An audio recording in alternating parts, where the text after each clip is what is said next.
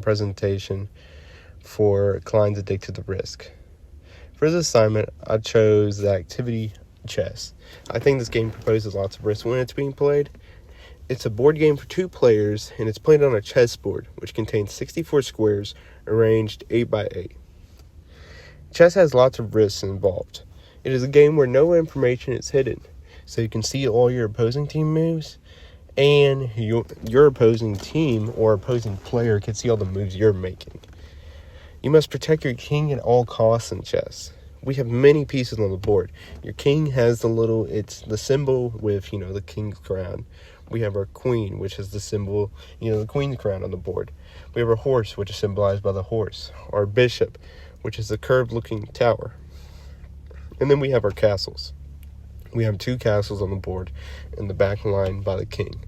And then we have our pawns, which is little stimmy-looking pieces. So now that I have identified all the pieces on the board, these are the pieces that come into play when playing chess. Now, if your king is in the square, or line of sight of any of these pieces where they can move, your king is being checkmated. And it can be lost if the attack is coordinated enough by whoever you're facing. So you want to be very careful where you put your pieces, because it could end up in a loss for yourself in the game. Every piece on your side of the board, whether black or white, can be lost. So this emphasizes the importance of also being careful when you attack and being careful when you defend, because you always want to make sure that the trade value of your attack is going to be greater for yourself or equal value. You never want to trade pieces or attack pieces without knowing you're going to at least get equal value, because if you don't get equal value, that is equated as a blunder. Now, Klein's ideas connect to chess, and I think they do, because Klein says that society's pursuit of extreme risks in energy and financial markets can cause a devastating outcome for our society. This is like chess when someone tries to obtain a checkmate too quickly and is punished by the opposing player by taking a piece of value from them. Now, this is like, back again, for the example of in the world.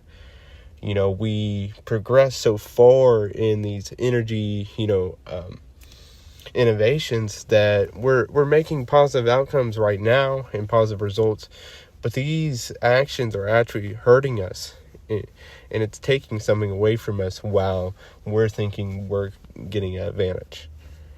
Now, Klein also argues within her presentation that society fails to realize the long-term effects of their actions, causing for the unfortunate consequences that, hurt our environment. This is like chess, as some players fail to realize the long-term effects of their moves, making for a positive attack at first, but ending up with their king being captured. It's like how in society we think the moves we're making are right, and they're causing, positive effects right now, but we're neglecting the effects that lead up after our action, and that is causing for harm to our world